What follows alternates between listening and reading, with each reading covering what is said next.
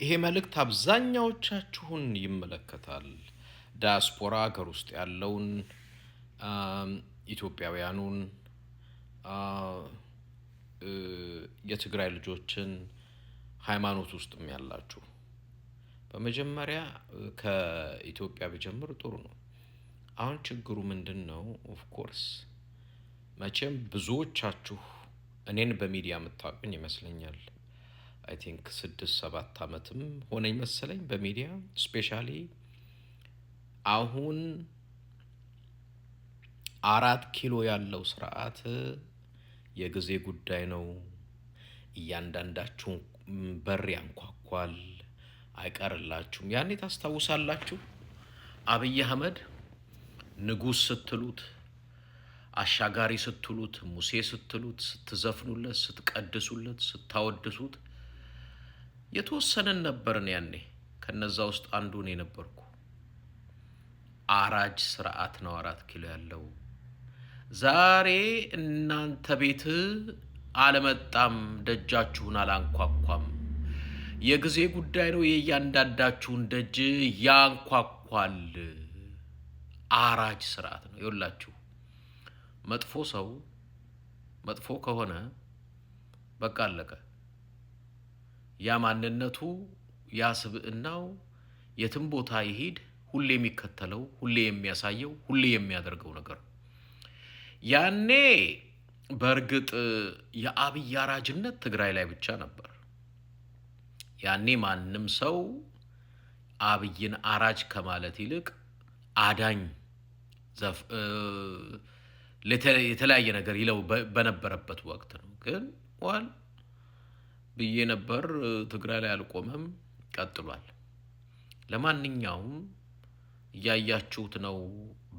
አንዳንዱን በሃይማኖት፣ አንዳንዱን በብሔር፣ አንዳንዱን በፖለቲካ አመለካከት እያረደ እያሰረ እየገደለ እያፈናቀለ እያደኸየ እየበተነ ነው ያለው።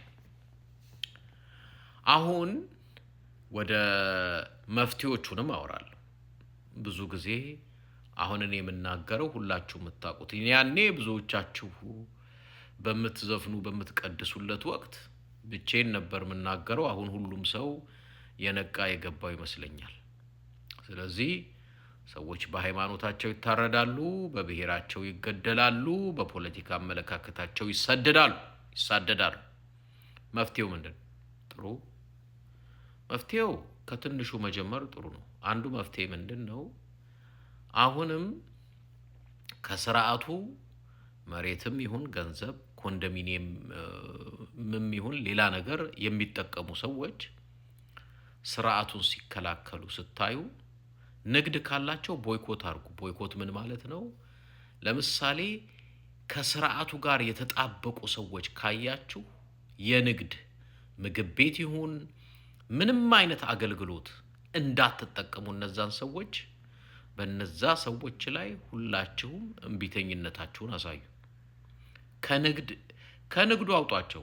የስርዓቱ አሽቃባጭ፣ የስርዓቱ ገረድ፣ የስርዓቱ ሎሌ ከሆነ ያንን ግለሰብ የንግድ ተቋም ባለመጠቀም ባለመገልገል ቦይኮት አሉ። ራሳችሁን ከዛ አውጡ። ማናቸውም ከስርዓቱ ጋር የተጣበቁ የሃይማኖት ሰዎች፣ የቢዝነስ ሰዎች፣ የምን ሰዎች ራሳችሁን ከነሱ አግሉ። ምክንያቱም ስርዓቱ ሲለወጥም ጥሩ ነው እነሱን ማወቅ፣ እነሱን ማሳወቅ። ስለዚህ አንዱ የመፍትሄ አካል ነው። ማናቸውም ከስርዓቱ ጋር የተጣበቀ በየትኛውም ተቋም ያለን ሰው አግልሉት፣ አስወግዱት። ማህበራችሁ ውስጥ ካለ አስወጡት። በየትኛውም የንግድ ተቋም ውስጥ ካለ አባሩት። የሱን አገልግሎት ከሱ አንዳች ነገር ባለመግዛት የተለያየ ነገር አሳዩ።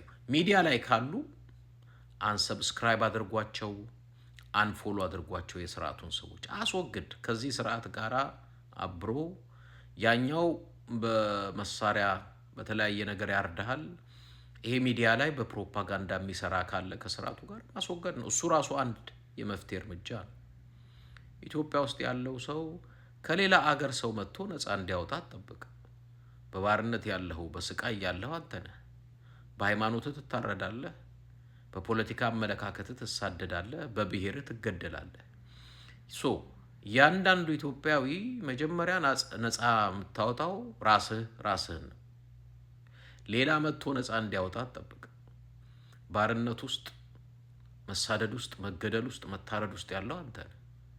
እንደ ሃይማኖት፣ እንደ ትምህርት ቤት፣ እንደ መንግስት ሰራተኛ፣ እንደ ንግድ ተቋም፣ እንደ ዜጋ ተቀናይተህ መፍትሄ መፈለግ ያለብህ ራስህ የሚያሽቃብጠውን የሚያሸረግደውን እሱንም ደግሞ በማግለል በተለያየ ነገር እርምጃ መውሰድ ያለብህ አሁንም ነዋሪው እዛው ኢትዮጵያ ውስጥ ያለ ነው። ስለዚህ እታፈናለሁ፣ እፈናቀላለሁ፣ እታረዳለሁ፣ እገደላለሁ ከምትል ራስህ ተቀናይተህ የመፍትሄው አካል መሆን ተገቢ ነው ይመስለኝ። ሌላ ነፃ አውጪ አዳኝ አትጠብቁ ለማለት ነው። ለኢትዮጵያን ያለኝ መልእክት ነው። በዳያስፖራም በኩል ደግሞ መናገር የምፈልገው የስርዓቱን ሰዎች ስታዩ በተመሳሳይ አንፎሎና አንሰብስክራይብ በማድረግ እናንተም እነሱን አግልሎ በማውጣት ደሞም በማጋለጥ የራሳችሁን ድርሻ መወጣት ተገቢ ነው ይመስለኝ። ሌላውን ዝባዝንኪ ተውትና ዋናው አሁን የሀገሪቷ ጠላት ስርዓቱ ስለሆነ ትንንሽ ምክንያታችሁን ትታችሁ በአንድ ዓላማ ስርዓቱ ላይ ያተኮረ ተቃውሞ ብታደርጉ ዓለም አቀፍ ደግሞ ተጽዕኖ እንዲኖርበት በሰላማዊ ሰልፍም ተቀናይታችሁ ብታደርጉት አንዱ የመፍትሄ አካል ነው ብዬ ተስፋ አደርጋለሁ። እንግዲህ የድሮን ድብደባ በትግራይም ቀጥሏል። ምናልባት የትግራይ ተወላጆች ሆናችሁ ሚዲያ ላይ አንዳንድ የምትዘባርቁ ያው መቼም ሚዲያ ለሁላችሁ አይደለም። ስፔሻሊ የትግራይ ተወላጆች ለሚደርሰው ነገር ህወሓትን ተጠያቂ ትግራይ ያለውን መንግስት ተወቃሽ ከምታደርጉ እናንተ የደነዛችሁ ናችሁ። እንደሱ የምታደርጉ የትግራይ አክቲቪስት ሆነ ብልጽግና አንተ ህወሓትን የምትቃወም ከሆነ አንተ ነፍሰ ገዳይና ገዳይ ነህ። አብይ አህመድ ነው የሚገልህም የሚያፈናቅልህም የሚያሳድድህም። ስለዚህ አብይን ትተህ ህወሓት የምትል ካለ የትግራይ ተወላጅ አንተ ምልህ ለአንተ አንተም በጠበልም ጭንቅላትህም በመርፌም ብትወጋ ምትድን አይደለህም።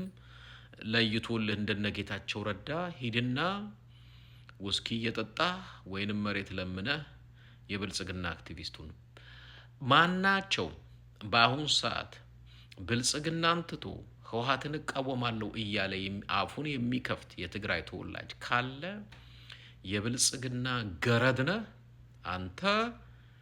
ለይቶልህ ብልጽግና ነኝ ብለህ ሂድ።